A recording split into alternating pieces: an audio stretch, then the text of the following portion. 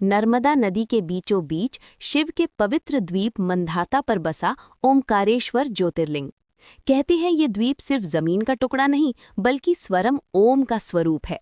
ऊपर से देखने पर इसका आकार भी ओम जैसा दिखता है।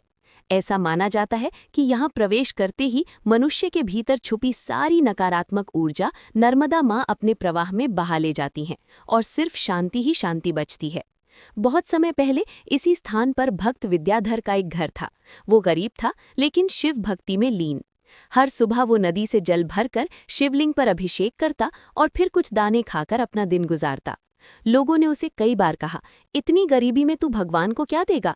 वो मुस्कुराकर कहता, भाव दिल में होना चाहिए, भेंट में नहीं।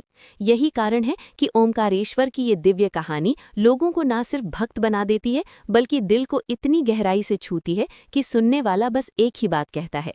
ऐसी और कहानियां सुनने के लिए चैनल को सब्सक्राइब करना बनता है। एक बार ऐसा हुआ कि उस इलाके में लंबा अकाल पड़ा। खेत सूख गए, जानवर प्यास से मरने लगे और गांव वीरान हो गया।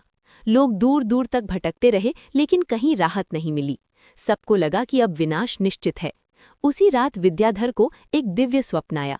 उसने देखा कि नर्मदा नदी के मध्य एक तेज प्रकाश उठ रहा है।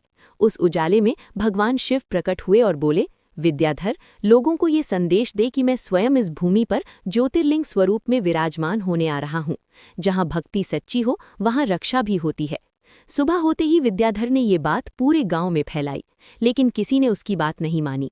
फिर अचानक नर्मदा का जल तेजी से चमकने लगा और उसके मध्य एक दिव्य शिवलिंग प्रकट हुआ। पूरा क्षेत्र प्रकाश से भर गया। लोगों ने सिर झुका दिए। आज जग के पालनहार स्वयं ओमकारेश्वर अवतरित हुए थे। जैसे ही भक्तों ने पूजा शुरू की, बादलों ने घिरकर वर्षा कर दी। सूखी धरती हरी हो गई और खेतों में फिर से जीवन लौट आया।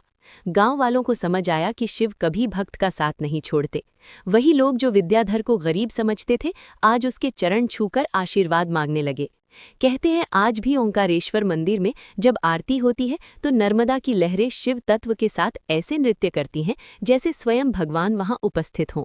जो भी सच्चे मन से ओम नमः शिवाय का जाप करता है उसकी सभी बाधाएं धीरे धीरे दूर होने लगती हैं। अगर आप कभी ओंकारेश्वर जाते हैं तो द्वीप पर कदम रखते ही एक अलग ही ऊर्जा महसूस होती है। लगता है कि हवा भी मंत्रोच्चार कर रही है और नदी का हर कण शिव की महिमा सुना रहा है।